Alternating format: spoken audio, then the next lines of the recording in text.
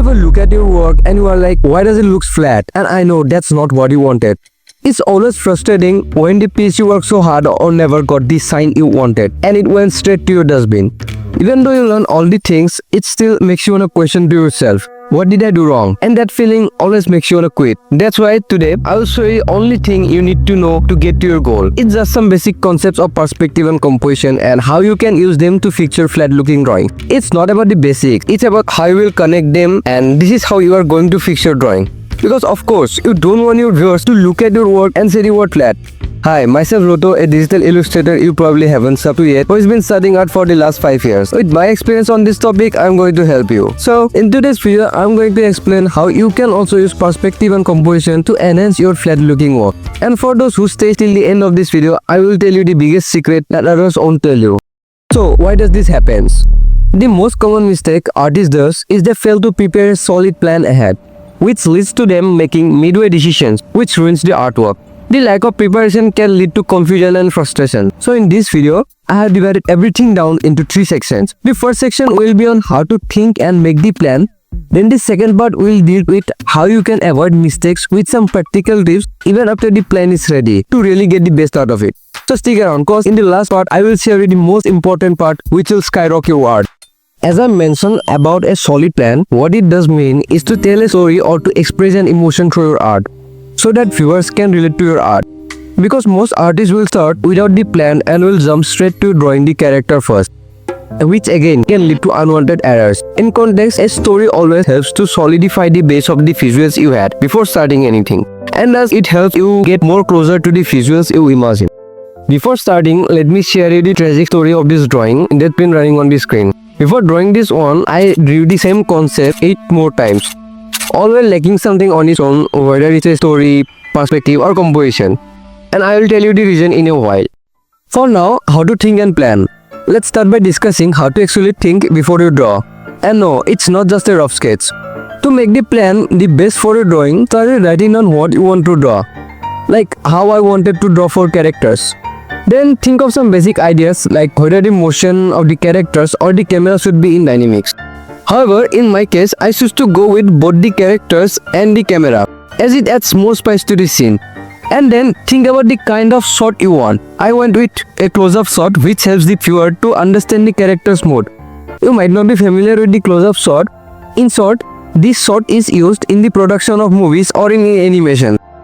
Moreover, there are multiple types of camera shots which can really help you to make your art look more cinematic and to provoke different moods. However, these are for later. Just let me know down in the comments if you want an in-depth video on these topics of camera techniques and shots and how you can also use them to add more spice to your works. Furthermore, also think about the perspective of the scene, which in my case is the fish eye plus 3-point perspective. To summarize, first the concept, then the camera shot, and lastly the perspective. Earlier I told you why I drew the same concept 8 times. It's because I use 4 characters in my work, which is already a hard concept considering the canvas ratio. With this in mind, now start drawing thumbnails. I didn't do thumbnails and that was probably the reason why I had 8 unsatisfied walls. Although drawing thumbnails sounds easy, you won't be able to create good thumbnails without a solid plan.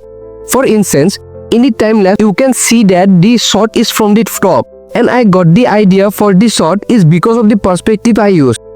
As I have already mentioned my face, it was mainly because I didn't do any thumbnails and especially the poses for each characters, and that's why for your thumbnails try with different poses and perspective point to take the shot, and it can be from the side or from any angle you wish, and that's how you can use perspective to specify the position of the shot. And in a while I will tell you why good poses are necessary. Now that you have got your thumbnail ready, which of course doesn't mean you can start immediately, first scale down the one you like the most. At the start of this video, I mentioned that I will be sharing you the most important part. So now that your thumbnail sketch is ready, let's begin with the light part. To start, begin by making a base value on how light or dark it should be. You can start with color too, only if you have a strong foundation on how value and color links together, like how I did. The base is going to help you with the bounce lights. If you can't grasp, I will cover these topics in my later videos. Now, along with the base value or color, take a value or a color for the characters which is lighter than the base value. And it's because usually focus have lighter value than most of our surroundings, and it also helps to make a contrast within the background and the subject. Additionally, think about the direction of the lights. In my case, the light is from the side and hitting only two characters on the left, and the other two are inside, which again can add a lot of dramas. And hey, if you really enjoyed the video and would love to see more of me, please give me a like and consider subscribing to my channel. It takes a lot of time and efforts to make this type of contents, and your support really helps me a lot. Again, back to the topic. A while ago, I mentioned why poses are important. It's because poses, or you can say when your character is in motion or action, it gives more dynamics to the scene. You can always find for pose references on the internet. Just remember to find the pose after you have decided with the shot, because you need to learn from the reference, not copy the whole pose. Like how I got the reference for this character from this image, but I only took the idea, not the whole thing. To wrap it up, let's make a quick summary on what I teach you today on this video. First, always start with a solid plan. If you have the plan, then you just need to follow it, and it will give you less anxiety while drawing. A solid plan creates the foundation for your drawing, like how rocks and bricks helps engineers to create buildings.